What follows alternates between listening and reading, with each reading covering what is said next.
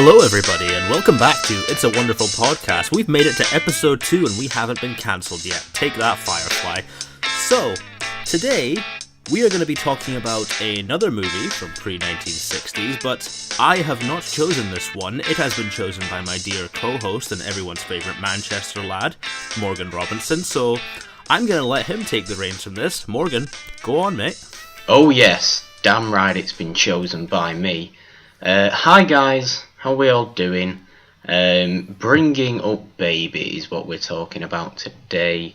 We'll get into that in a later. But before anything, now I know I have chose this film, and I know that Nolan had never watched this film before. So was this your first screwball comedy? Yes, first screwball comedy, okay, and I believe okay. first Cary Grant and Katherine Hepburn film. Oh, see, okay. This is why I think this episode is going to be very good, because I love those two so much as a pair. But we'll get into that. Nolan, how have you been? What's been going on? I've been going pretty good, man. Just living the life up in Scotland. I was going to try think of a nice punny intro for Bringing Up Baby, but if I say that we're going to end up bringing up babies, that might get Raoul a bit too excited, so yes, we'll stick off with the punny intros for now. It's been good up in Scotland. It's been raining. I've been to a wedding. I had to wear a kilt, and now I'm drowning my sorrows in Baileys, so that's my life. How's yours been? Kilts are never good. Especially actually in Scotland. They're surprisingly very warm. And I don't believe it at all. I do not believe that kilts are warm at all. They look they don't look like you'd be comfortable wearing them. Well, funny story, the one we got was I think a couple sizes too small, so I'm walking around the whole wedding praying the buttons don't pop off. Oh no. Oh no. Oh, that's awful. You say living the high life in Scotland, though. That's another interesting point. No, I don't know. Might be better than Manchester. Who knows? Well, what is that then? What's it like in Manchester for you, buddy? What's it like in Manchester? What, in terms of weather? Are we turning this into a weather discussion? Because the weather has quite frankly been absolutely ridiculous. No, I don't know. Manchester's nice every now and again. It's I've not been up to much since the last time we recorded, really. Thanks to everyone that did listen to that first episode on Vertigo, Alfred Hitchcock's Vertigo. If you haven't listened to that, go and listen to that. I think it was a nice start. A nice start for us. Wasn't chosen by one specific one of us, like they all will be from now on. We are alternating choices. I get even number episodes, Nolan gets odd number episodes. That's how it's going to work. Because I'm an odd guy, right? Well, not necessarily. That's just how it worked. That's just how we mutually decided. If you remember, I actually asked you if you wanted the next choice, or should I have next choice, and we came to the mutual decision. I have the even numbers. Don't know why. That's just how it's going to happen. That's just the Baileys talking. The Baileys talking. Nolan might get slightly hammered throughout this recording, so be prepared for that when we hit like 45 minutes or so, when it gets a bit silly. I didn't know what to expect. I've never seen a screwball comedy, nor a movie with Cary Grant or Audrey Hepburn, and Katherine. Sorry, I get them mixed up. Ah, see. Yeah. I'm a rookie. I'm a rookie. A rookie to the old school. A rookie to the golden age film. Indeed. But I just can't stop thinking about how influential this film must have been, because you see a lot of comedies nowadays where it feels like almost every scene is like a setup for a joke, or you get something like Edgar Wright where he does visual comedy. This style of comedy, it does do the setup for a joke thing, but it also does that whilst developing character, and that just that blew me away, because like every scene in this is so funny and so delightful, and the two leads just have such great chemistry with one another. And yet I still cared about them as characters. Like, Katherine Hepburn she's so innocent as her character, and Cary Grant's playing this guy who kind of he wants everything to go his way, and then you have Katherine Hepburn's character, who is kind of more of a free spirit. So seeing that that is a hell of an understatement. More of a free spirit, he calls Katherine Hepburn in Bringing Up Baby. No, Bringing Up Baby it's just one of, I believe, 4 or 5 screwball comedies that the two of them did together. Howard Hawks directed this. I know that George Cukor directed, what's it called? The Awful Truth. Is The Awful Truth with Katherine Hepburn as well? Yeah, I think it is. And he also did, what else did George Cukor do? Oh, he did His Girl Friday. Did George Cukor do His Girl Friday? I think he did. Quite possibly, yeah. And Frank Capra did Philadelphia Story. No, he didn't. No. Did Frank Capra? Frank Capra's definitely in there. Anyway, it's a mix of all of them, but it's people always direct movies. Well, it's those 3. I know it's those 3. But Cary Grant and Katherine Hepburn always a phenomenal pair on screen, a phenomenal romantic pair, and flat out hilarious. Like, you don't get, like you said, you do not get comedy like this today. You couldn't get comedy like this today, and that's not because it's, not necessarily the style of comedy today, which it isn't, but I think it's just too fast.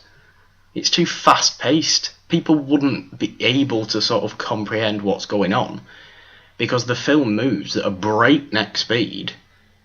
You end up just missing some of the sort of witty dialogue in there, just because you're already laughing at the last one. And it's just bang, bang, bang, bang, bang, bang, bang every day. It's clear that a lot of screwball comedies, the ones I've mentioned, Arsenic and Old Lace as well, which is Cary Grant but isn't Katherine Hepburn, that might be Frank Capra. I don't know. I think it is. All of them basically come from stage plays, and it's very sort of obvious it comes from stage plays because it's very dialogue.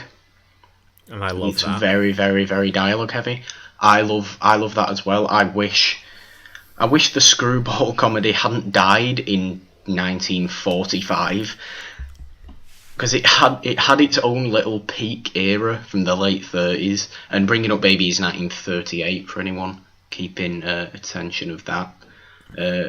But the screwball comedy as a genre had its peak in the late 30s, early 40s, and then you never really hear of comedies done in this style out of that era. It's kind of weird.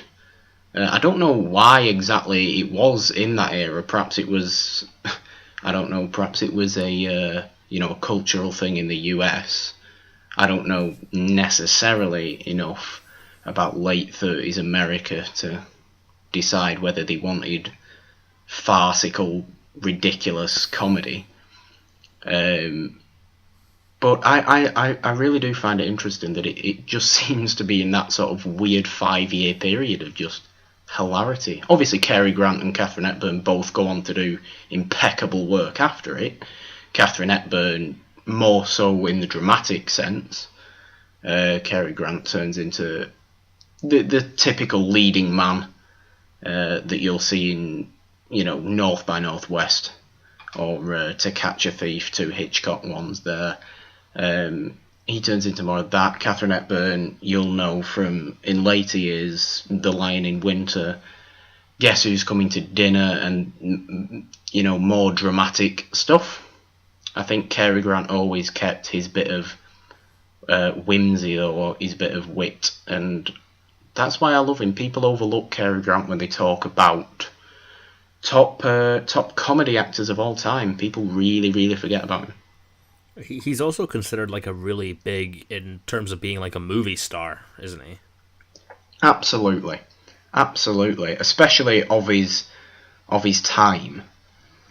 I think the reason people may forget about him off the top of their head these days when they're talking about greatest movie stars or greatest actors of all time is purely because, funnily enough, the same reason we're sort of doing this show, which is people tend to forget about older stuff, and they shouldn't, because stuff from back then is wonderful, and Cary Grant is, and Jimmy Stewart, who we talked about last week, of course, as well.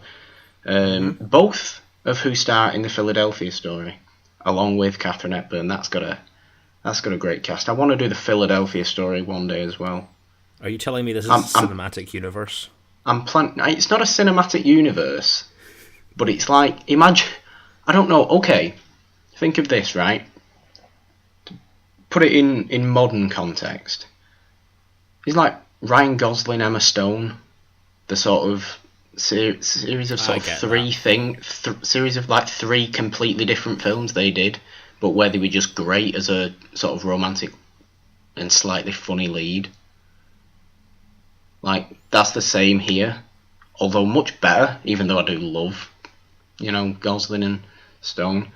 Grant and Hepburn, seriously, I don't know, pairing. they must... It's incredible, and it's incredible in Bringing Up Baby. I think more so above any other ones that I've seen of them in, and I have seen all the screwball comedies they've done together.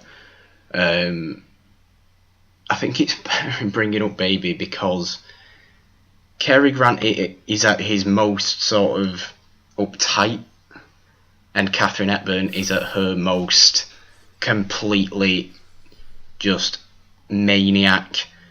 Let's just do random things. Oh yeah, I have a leopard. Did you know I have a leopard? Where did that come from? Because I feel like that just came out of nowhere. Oh, I happen to have a leopard. A lot of things in this film come out of nowhere, and that is the fun of it. That is where a lot of the humour comes from. It's just the random situations they get into themselves. And one of the funniest scenes is when there's so many, and it starts at such a pace that you're thrown right into it. You have no time to sort of, okay, let's get to know who these people are. It's just, no, right, straight off the bat, let's laugh at these two. The golf course that was has some of the greatest lines in the show. It's not a television show. Has some of the greatest lines in the film, I should say, because obviously Cary Grant is trying to big up himself to this corporate lawyer on the golf course. He hits a bad tee shot off the first, and it ends up going on the 18th green, and obviously, the 18th and the first row is next to each other on a golf course. Katherine Hepburn then happens also to be at the golf course, ends up playing his ball, and he's just, well, that's not, no, I'm playing this ball. What do you mean you're playing this? Well, it doesn't really matter, does it? It's just a game. What do you mean it's just a game? Why am I am trying to go over there. I'm having a conversation with the most important corporate lawyer in New York. It's like, well, it'll be okay, won't it? It's like, no, it's not going to be okay. And then she ends up crashing his car because she thinks it's her car. And that whole conversation is just wonderful. But the line I was talking about is from Cary Grant, obviously, when Katherine Hepburn hits his golf ball onto the 18th green, and he then chases after her down the fairway to get it, and he's panicked because, and he says like something along the lines of, I have got the most important man in New York stand over there waiting for me on the first fairway. And she says, but what are you fooling about on the 18th green for then? And just looks at him, and that is, in essence, this film. It is Cary Grant getting anxious about something, Katherine Hepburn saying, it doesn't matter, and then Cary Grant just giving a look. It's just like, I want to see, like, what is the weirdest form of scenario these guys could go for? Like, if Katherine Hepburn and Cary Grant were in a zombie apocalypse, would she be acting the same way? It's just... That's why I put Bringing Up Baby above the others, because it is the weirdest one, and it is the one where just the most strange stuff happens. And obviously, it's the golf course and the party when Cary Grant accidentally rips off a dress without her knowing, and obviously you get to that, but then it's when Baby comes in, it's when the leopard comes in that it just starts getting ridiculous. Did this movie unintentionally inspire The Hangover? I don't know. That's now an interesting question. I do not know. You're talking in the sense that there is a big cat involved. Yeah, and the characters get involved with one weird scene after the other. It's, like I said, it's very influential, this movie. Oh yeah. I mean, maybe something like The Hangover would have been influenced by Bringing Up Baby. I don't know why they couldn't have made something more in the vein of Bringing Up Baby as opposed to your typical modern comedy. That's fair. But no, I think it really hits its humorous peak when they end up at Katherine Hepburn's aunt's house, and everything from there, because the leopard and there's a leopard, there's a dog, everyone's mixing everyone up with everything, and then Major Applegate, he comes in from absolutely nowhere and starts. I was like, yeah, I know what the mating call of a leopard is, and then they proceed to just do mating calls of leopards, and it's like ridiculously impressive, but it's just nonsense. But people keep mistaking the actual call of the leopard for someone doing the mating call of the leopard. Like, no one actually realises there's a leopard around for the good part of it.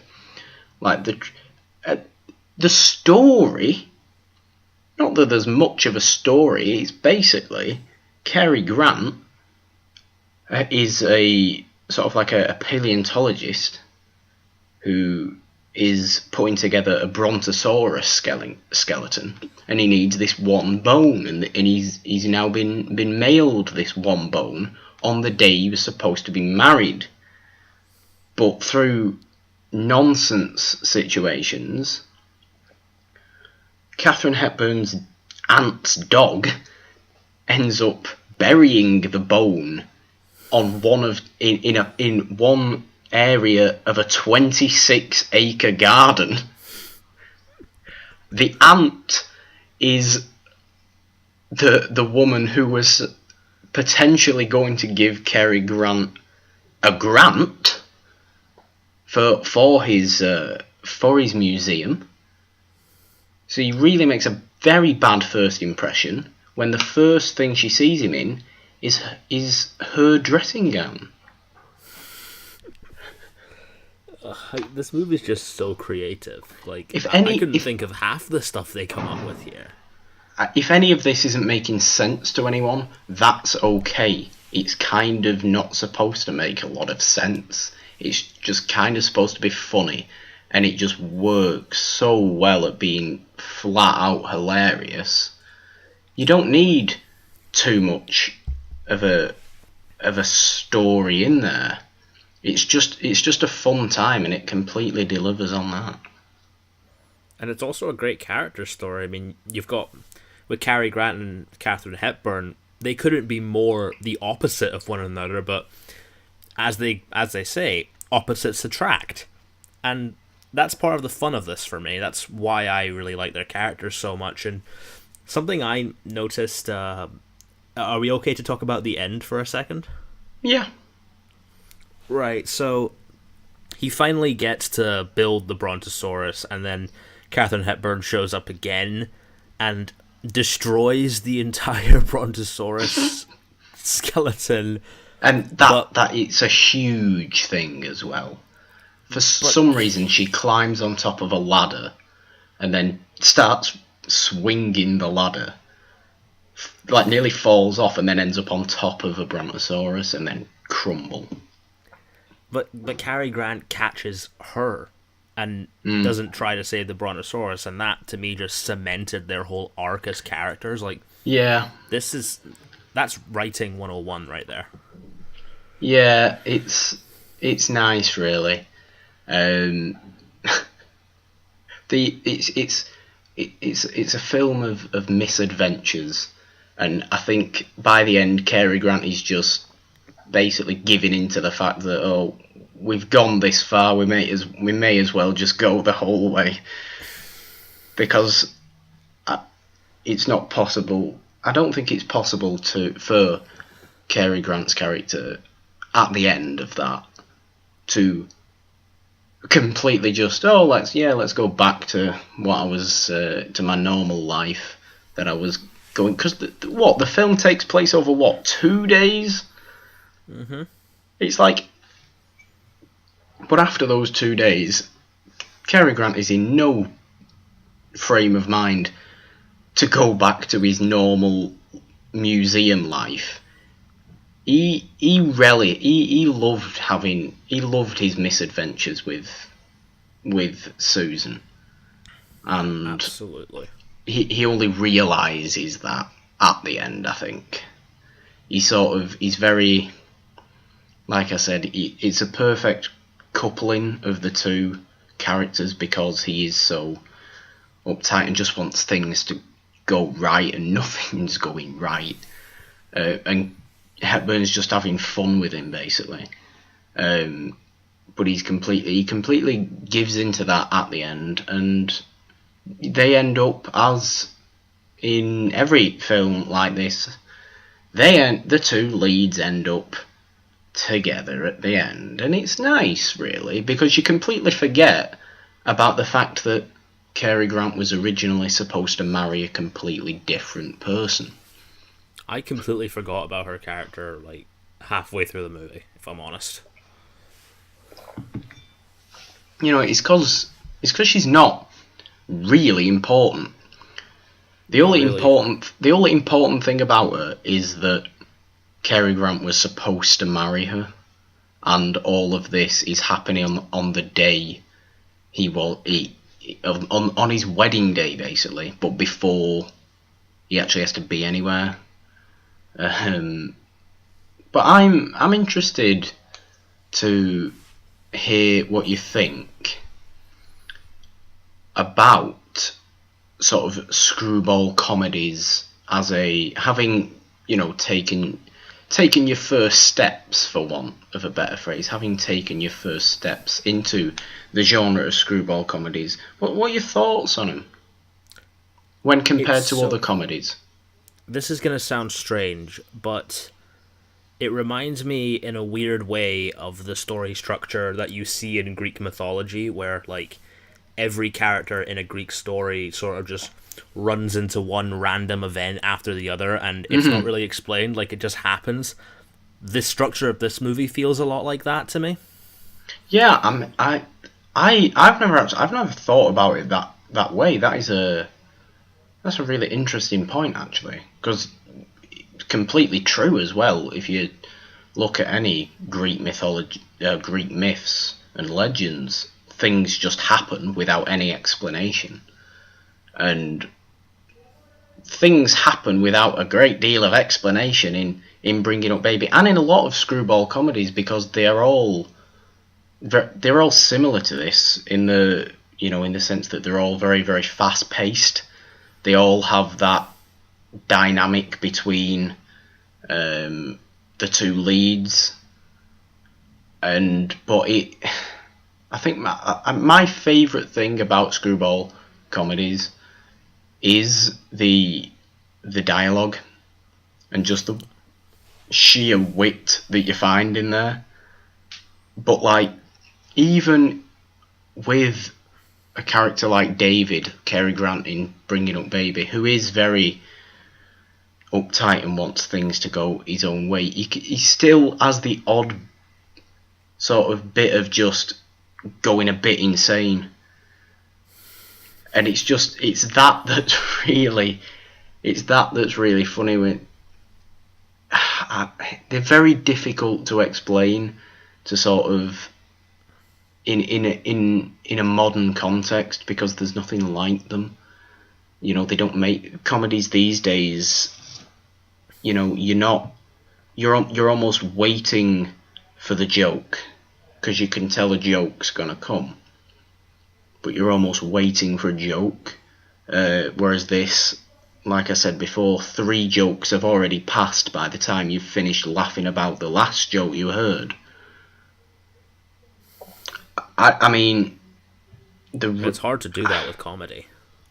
It's very hard to do that, but the screwball comedy as the subgenre does it so well, and you know, screwball is the perfect word for it, because you think of a screwball just pinging about everywhere on a table, and that's basically what random, and that's basically what these films do. You just got to sit down and enjoy them, because it's impossible not to enjoy them as far as I'm concerned. I mean, it's just delightful. Like, I would love to see this at like a drive-in theater if they still have those. Oh, yeah, that'd be quite nice actually. Let's have a triple feature: Cary Grant, Katherine Hepburn, like a awful truth. It's the only awful. I've not got the awful truth right. Is it? She's not in the awful truth. What's the one she's in? Oh, I don't know. Let's do a triple feature of them though. Irene Dunn. That's who's in the awful truth. Trivia. Sorry. If I was lucky enough to be able to go on dates with other humans, this would be a great date movie. Oh yeah, I think it would. If the human being you were going on a date with was not a human being that didn't watch quote unquote black and white films because quote unquote they're not in colour. If I hear that phrase one more time... Yeah, but we have to accept that it is a phrase that gets used. I don't know why. No one really knows. No sane person knows why. They're not listening to this anyway. No, they're not. Cause they're probably playing Minecraft again. That's a slight to players of Minecraft, I think. Minecraft has some reasonable skill. It does. I just had to think of like a millennial thing, and that was the first thing that popped into my head. Well, fair enough. I can understand that. I take it that you, after Bringing Up Baby, then you're definitely interested in looking at more of these type of films.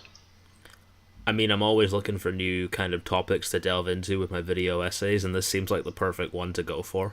Good.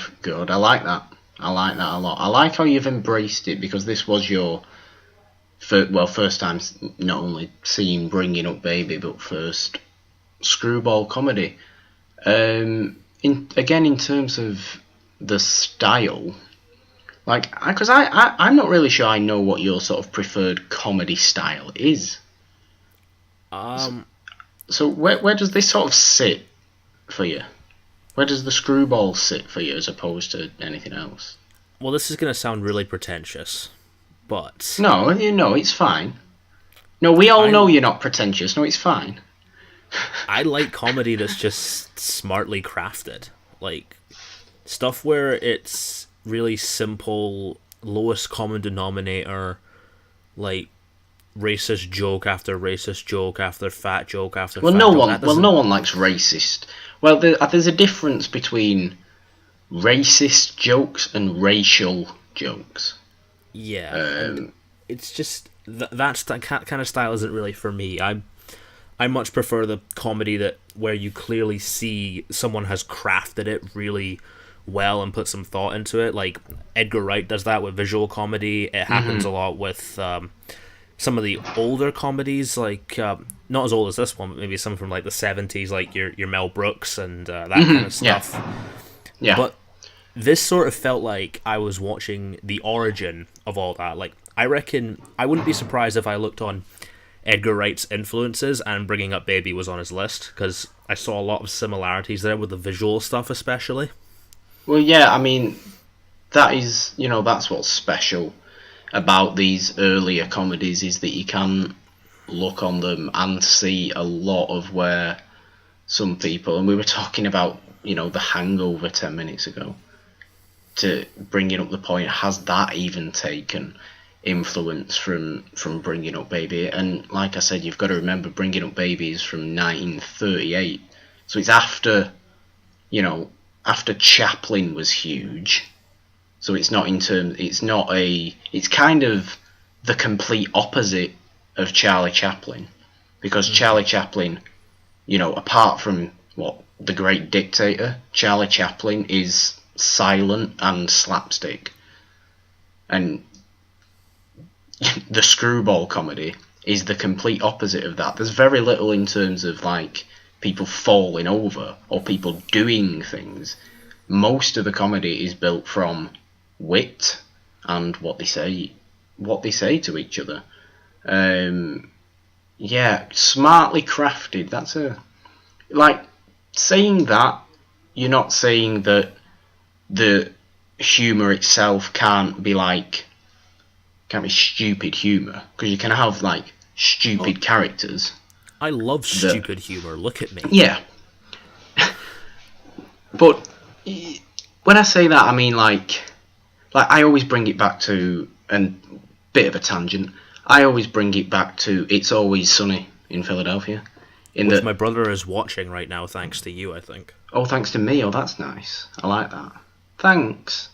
I bring it back to that because they are incredibly stupid people, but it's an incredibly smart show, and I think that's where if I've interpreted what you've just said right, I think that's where you're trying to come from.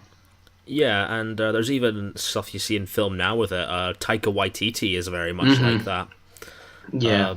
Even stuff like Malcolm in the Middle, I think, takes kind of influence from it, because, that has just... all those episodes consist of just random event after random event, but it's all character-driven. Yeah, that's exactly the same. What would you say the standout of Bringing Up Baby was for you?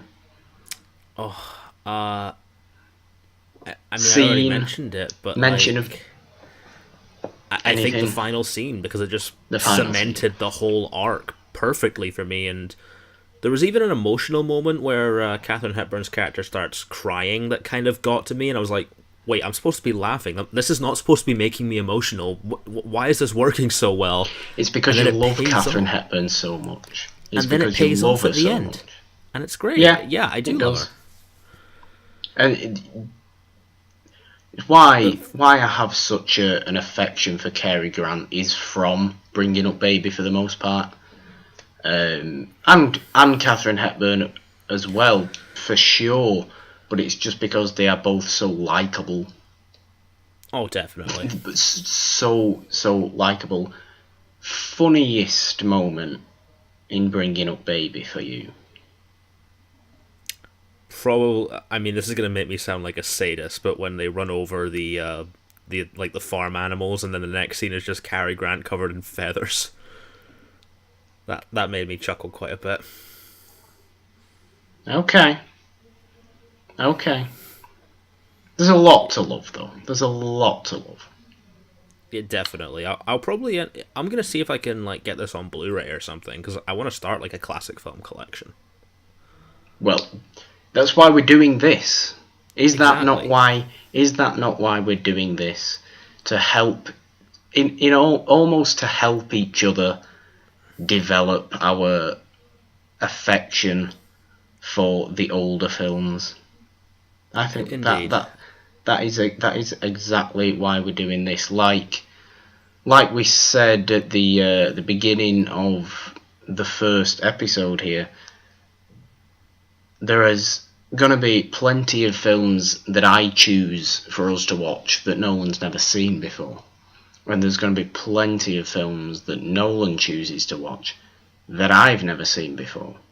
So I'm going to find the most obscure shit just for you. Well, that's not very nice. Why obscure? I'm interested in that now. Why obscure? I see a lot of like old films, like just through searching stuff, and I find ones that no one's ever heard of, and I watch them and they're just so weird. I want to bring a couple of those there, but they're like genre movies, so it's kind of different. Okay, fair enough.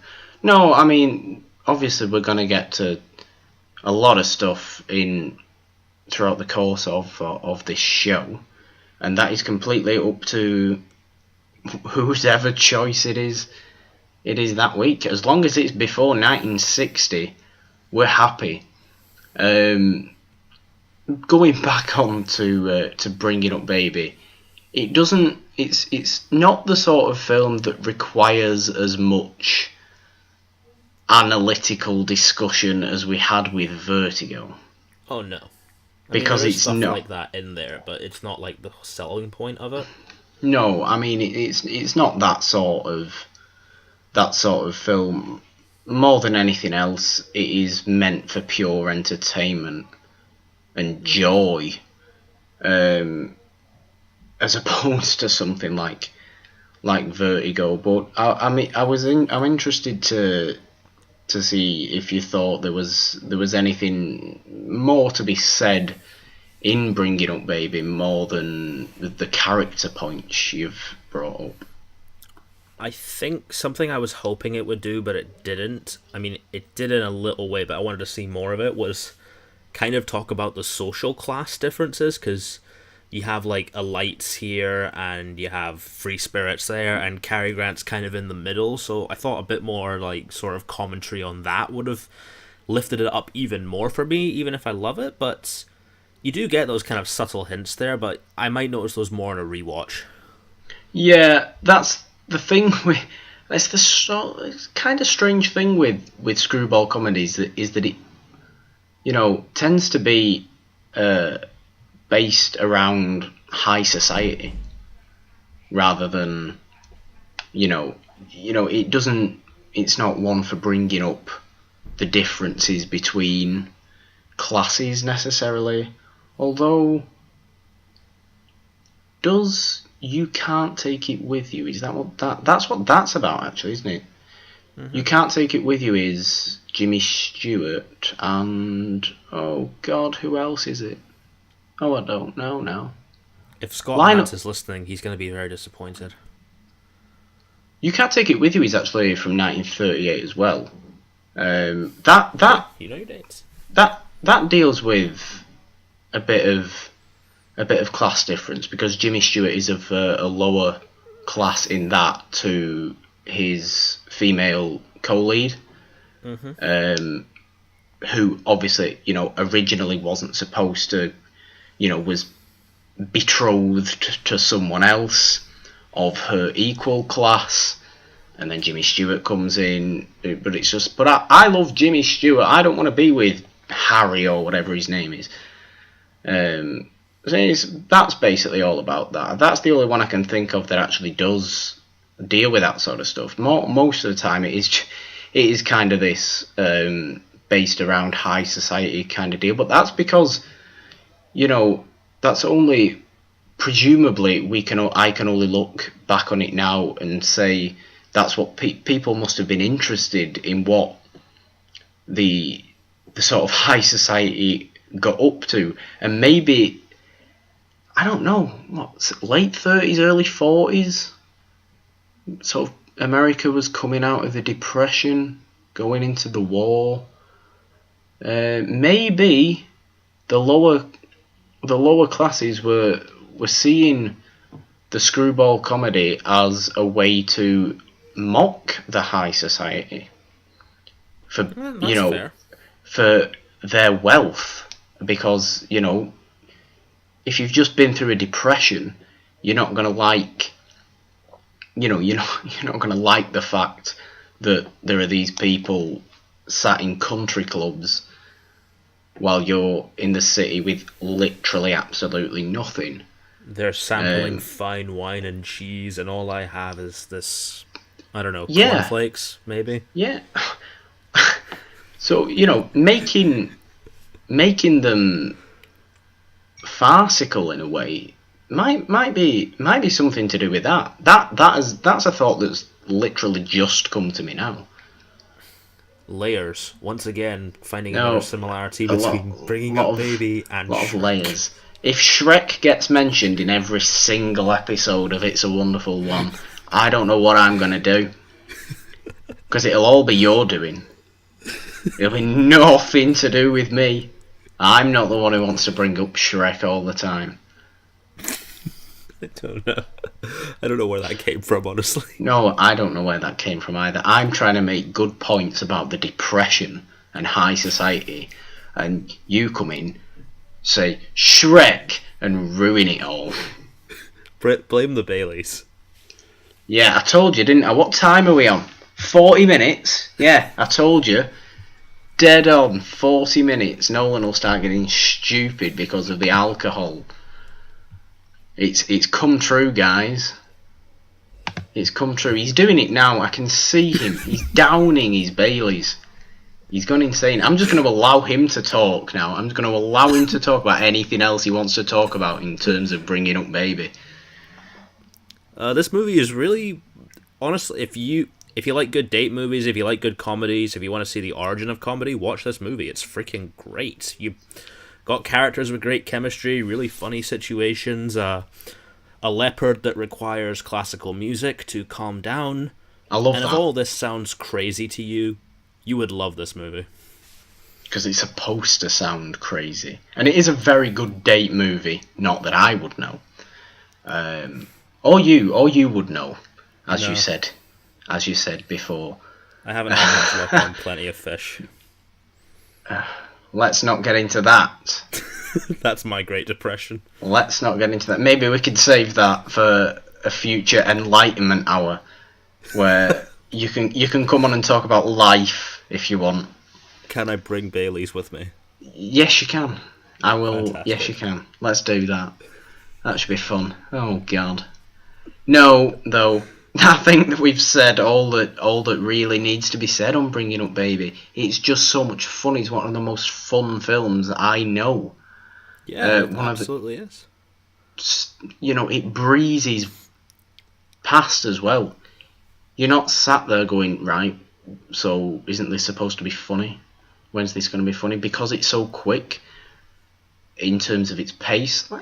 I think it sort of slows down a touch towards the end, but that is when you're invested anyway, so you just roll with it. You want to see the end anyway. Thanks for recommending this to me, dude. It's really great. Well, yeah, I hope you recommend things to me that hit me the way this hit you. Funny you should say that. Funny I should say that. Well, are we telling people what we're doing for the next one?